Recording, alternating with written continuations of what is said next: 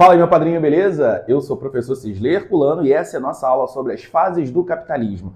Esse conteúdo é um conteúdo bem extenso e por conta disso eu vou fragmentá-lo. Serão aproximadamente aí 4 diferentes aulas, que é para o vídeo não ficar muito cansativo, não ficar muito longo, e a gente poder tratar ali todas as características de forma bem pontual. Essa parte de capitalismo é um plano de fundo muito importante para a geografia. Afinal, você sabe que o capitalismo foi o sistema que consolidou a nível global. Não que a gente não tenha outros países que adotem outros tipos de modelos econômicos, mas o capitalismo a gente não pode descartar, não pode dizer que ele não é o sistema que engloba o nosso planeta, os nossos mercados. Correto? Então, por conta disso, essa aula é muito importante porque ela vai esbarrar em vários assuntos da geografia. Por isso que eu digo que é o plano de fundo. A gente vai falar de uma ligação sobre a Revolução Industrial, sobre o surgimento das bolsas de valores, sobre as crises que mudaram muito o cenário global, né, como a crise de 29, como também a crise do petróleo, a crise de 2008, do setor imobiliário. Enfim, a gente vai ter muita coisa para poder falar, até mesmo das modificações em todo esse mundo capitalista. Tá comigo? Tá beleza? Então vamos lá. Eu começo aqui com um questionamento. O que vem a ser o capitalismo? O que é o capitalismo? Botei ali. É um sistema econômico que tem como base principal a busca pelo acúmulo de capital, ou seja, a busca pelo lucro. Vamos tentar refletir um pouco sobre isso? Quando eu falo sistema, eu estou falando de um conjunto de elementos. E no capitalismo, esses elementos, que podem ser as relações de trabalho, que pode ser a produção, que pode ser até mesmo o contato de um país com outro, ou até mesmo uma estrutura social, todos esses elementos irão se articular para se obter o lucro, para se obter o capital. A gente tem que perceber o seguinte: por que a sociedade como um todo, ou os países como um todo, querem obter o capital? Ora, porque é o capital que transmite o poder. Se eu pergunto aqui para você analisar uma casa modesta e uma casa mais bem estruturada, um casarão com alguns carros na garagem, qual das duas famílias você vai dizer que é aquela que tem mais poder, que tem mais relevância? Obviamente aquela da casa grande, porque você entende que quanto mais dinheiro, maior vai ser a relevância numa estrutura social, correto? A mesma coisa se a gente vai comparar, por exemplo, o Brasil com os Estados Unidos. Se eu te pergunto qual é o país mais relevante, qual é o país mais importante, você vai julgar os Estados Unidos, porque você sabe que a economia dos Estados Unidos é bem superior à economia do Brasil. Então, dentro do mundo capitalista, tudo se articula no sentido de buscar o capital, porque é buscando capital que a gente vai ter o poder em meio a uma estrutura social ou até mesmo uma estrutura global. Beleza? Então, por isso que eu vou repetir. É um sistema econômico que tem como base principal o acúmulo de capital, a busca pelo acúmulo de capital. Ok? Ao longo da história, nós vamos ver diferentes fases, porque esse sistema ele foi se modificando com o tempo, com os contextos de determinadas épocas, e a gente vai ver que diversas formas de se obter o capital. A forma como ele surge lá no século XV é muito diferente de hoje, como se obtém um capital do século XXI. Então é por isso que essa aula ela vai pegar direitinho nesses pontos, nessa evolução do sistema capitalista. Show de bola? Agora vamos para uma base histórica. Quando surge o capitalismo, gente? O capitalismo ele vai surgir no final do século XV. Quando está tendo uma queda, quando está tendo o fim bem gradual de um outro modelo, de um outro sistema econômico, que é o feudalismo. Se você faz uma breve comparação entre feudalismo e capitalismo, o feudalismo ele vai se basear na terra, no trabalho, mas com o foco não para o acúmulo de capital, mas sim para a subsistência, para a sobrevivência. Então nós tínhamos o dono da terra, os senhores feudais. Esses caras já tinham o poder em meio à sociedade, correto? Eles não precisariam acumular capital para poder ter esse poder em meio à sociedade. E nós tínhamos os servos, que eram trabalhadores que não tinham terras, e eles usavam algumas partes de terra desses feudos para conseguir plantar, para conseguir produzir. A sociedade era basicamente rural e a produção era com foco para a subsistência. Agora, quando a gente pensa na sociedade capitalista, a gente vai ver que o dono de terra ele vai se preocupar não com a subsistência, mas sim utilizar a sua terra ou o seu meio de produção para que ele possa cada vez mais produzir e acumular capital mediante a venda da sua produção. Aí você me pergunta, ué, professor, mas e as pessoas que não têm terra? Bom, essas pessoas vão estar doando ou, por assim dizer, vendendo a sua força de trabalho. Essas pessoas, elas obviamente que estão dentro desse sistema, porém não possuem os meios de produção, elas vão estar subordinadas, obviamente, a quem está sendo donatário desse meio de produção. Então, nessa breve comparação, a gente consegue perceber que no feudalismo a ideia da terra, o uso da terra era meramente para subsistência, enquanto que no capitalismo o uso da terra é para se obter dinheiro e cada vez mais capital. E sendo assim, nós vamos ter maior poder quanto mais capital a gente acaba por acumular. Belezinha? Então, esse é o nosso contexto histórico. Óbvio que não foi assim, o feudalismo acabou e bum, surgiu o capitalismo do nada. Não, ele foi acabando gradualmente em diversas partes do mundo, mas o foco inicial vai ser na Europa. Vem comigo aqui, ó. Principais características do capitalismo, gente. Como falado, a busca pelo lucro. Mas vale frisar que não é todo mundo que vai buscar o lucro. Eu, por exemplo, sendo professor, se eu trabalho para uma instituição de ensino, eu não estou lucrando lá nessa instituição. Quem está lucrando mesmo vai ser a própria escola que eu trabalho.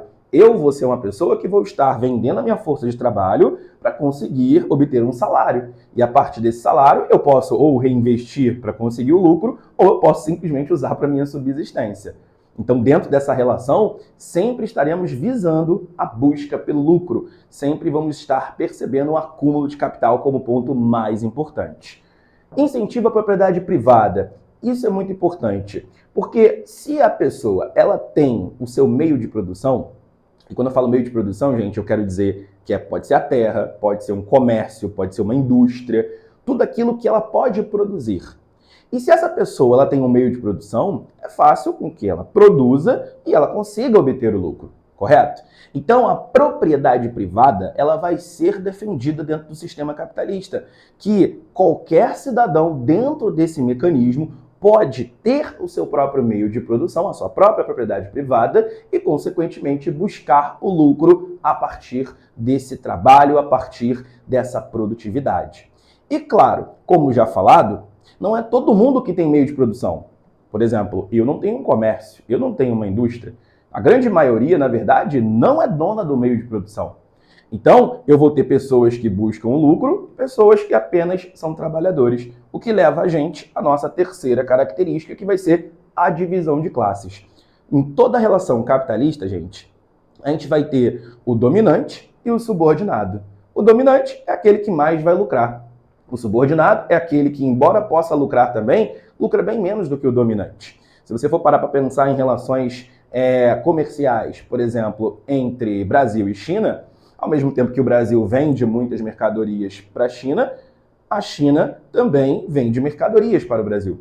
Só que o grande ponto dessa situação é o valor agregado dessas mercadorias. Enquanto que o Brasil vende muita matéria-prima para a China vende muita tecnologia para a gente. Embora nós dois, tanto o Brasil quanto a China, estejamos lucrando com isso, a gente sabe que quem mais lucra em cima dessas vendas é a China por causa da grande tecnologia com mais valor agregado. Então, sempre, em toda relação capitalista, seja entre países ou seja entre pessoas numa estrutura social, nós vamos ter a divisão de classes. É uma base fortíssima. Coisa que no feudalismo não tinha, né? A sociedade era mais estamental. Ou seja, você nascia naquela casta, por assim dizer, né? Casta que fala, né? Nascia naquela classe e simplesmente você não conseguia ter muita mobilidade. Não que fosse impossível, mas era bem difícil a mobilidade acontecer. Aqui no capitalismo, não. Se você consegue buscar o lucro, se você consegue o meio de produção, automaticamente você ascende de classe social. Ou se você tem um meio de produção, investe mal e você vem a perder tudo, você pode ter uma decadência de classe social. Essa é a parte mais importante de todo esse sistema capitalista. Show de bola? Belezinha? Olha aqui, ó. Ao longo da nossa aula, nós vamos ver algumas doutrinas econômicas, que são as formas de reger esse sistema, de articular esse sistema. Nós vamos falar sobre o mercantilismo, sobre o liberalismo, keynesianismo e o neoliberalismo. Quando que essas doutrinas serão aplicadas? Quem serão os principais defensores? E principalmente para você que vai fazer uma prova de concurso, quais são as características de cada uma dessas doutrinas? Belezinha? Tranquilo? Então vamos começar? Vamos falar sobre já uma fase em si, porque isso tudo foi uma grande introdução? Bom, O capitalismo ele vai ser dividido em 4 fases. O capitalismo comercial, o industrial, o financeiro e o informacional. Temos 4 fases do capitalismo que a gente vai abordar. A primeira fase que a gente fala é o capitalismo comercial. O período desse momento vai ser no final do século XV até meados do século XVIII, ok? Final do século XV até meados do século XVIII. O que está acontecendo nesse momento, gente, de contexto a nível global? A gente tem nesse momento as grandes navegações, a expansão marítima, a formação dos estados-nação. Era muito importante que o Estado ele tivesse poder ao se formar. E como que eu vou ter poder em meio a demais estados? Acumulando capital. É exatamente essa a principal premissa do capitalismo, não é mesmo? Então, de certa forma, as grandes navegações, elas proporcionaram o aumento do comércio. Elas proporcionaram novas rotas comerciais, novas áreas de exploração e novas formas de se obter o capital. Belezinha? Olha só, como que os países lucravam nesse momento? Como que os estados-nação, eles lucravam nesse momento? Aqui, ó, através das trocas comerciais. Os países, eles estimulavam, por meio dessa classe trabalhadora, a produção, principalmente de matérias-primas, para poder exportar, para poder negociar. Então, eu tinha ali várias matérias-primas, tais como a cana-de-açúcar, como o pau-brasil, como especiarias, como ouro, enfim, uma série de matérias-primas que vão ser comercializadas. As trocas comerciais são a base. O país que mais consegue vender as suas matérias-primas, ele vai ter mais lucratividade. Até porque quanto mais você vende, mais você consegue capital, correto? Agora, quanto mais você compra e pouco você vende, menos você consegue acumular capital. A gente sempre tem que ter uma ideia de superávit comercial, correto? Eu consegui nessas trocas ter mais vantagem do que o meu concorrente, ou por assim dizer, a pessoa o país que está negociando comigo. Beleza? Então eu tenho aqui no período do final do século XV até o século XVIII, onde o contexto das grandes navegações possibilitava o acúmulo de capital por meio das trocas comerciais. Tá pegando a visão comigo? Tá pegando essa ideia?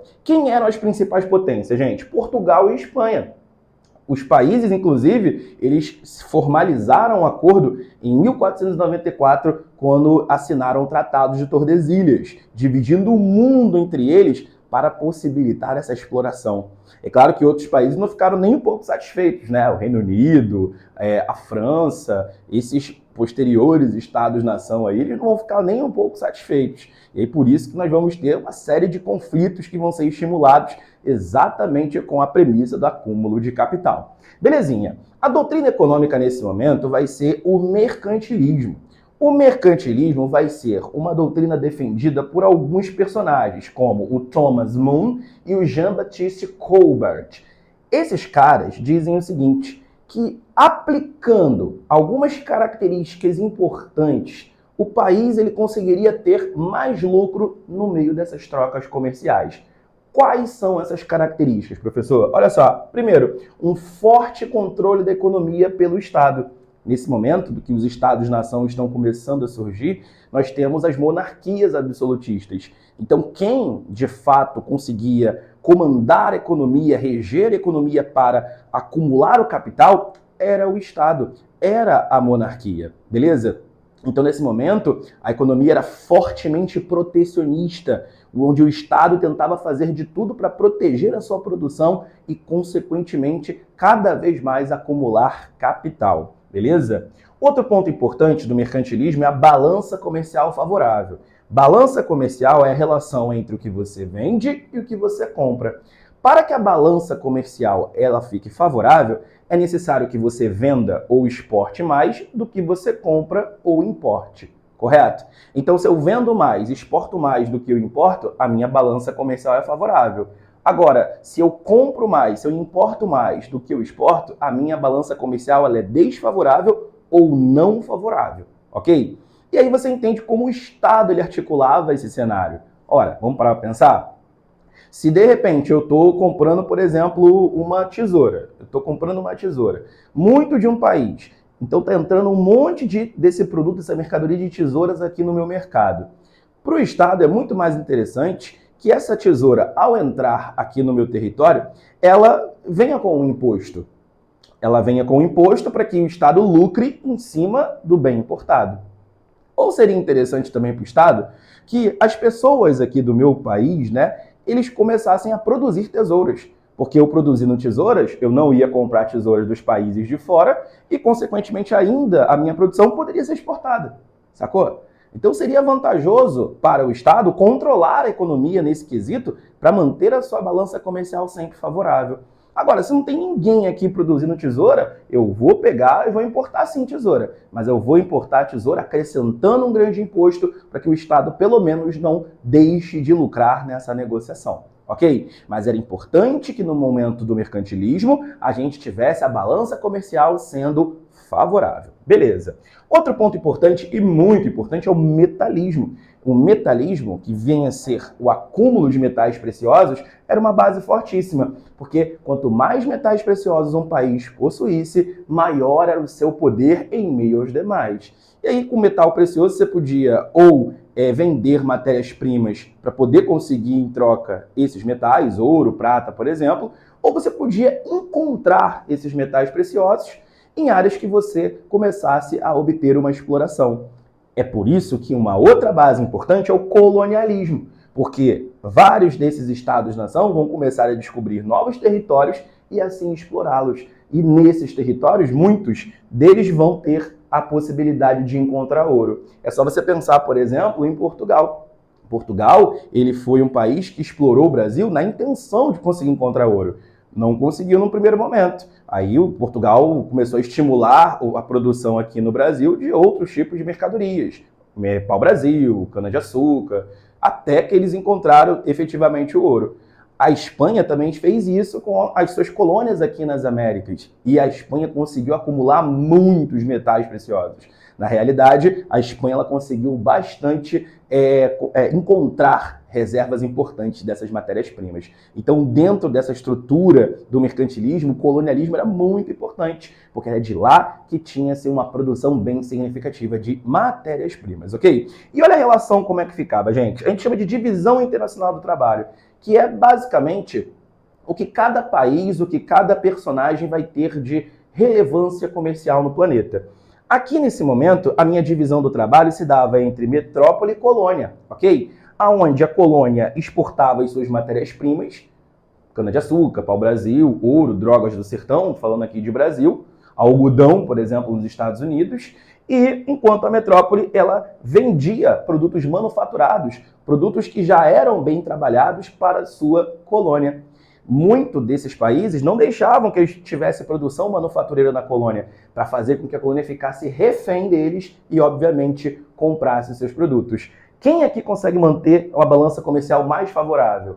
Obviamente que vai ser a metrópole. A metrópole ela vai conseguir, por meio desse protecionismo forte e por meio desse colonialismo, vender produtos manufaturados que têm maior valor agregado do que as próprias matérias-primas que serão comercializadas pela colônia. Então isso esboça muito bem a nossa estrutura do mercantilismo. Beleza, então para a gente encerrar essa parte, nós temos que observar a nossa divisão social, onde eu tenho aqui duas importantes classes. Eu tenho a nobreza aqui em verde e eu tenho a minha burguesia em laranja. A nobreza era a classe que tinha mais privilégios, era aquela classe que não pagava impostos, era a classe que tinha o poder político e também era a classe que era dona dos meios de produção. Era a nobreza que comandava o Estado.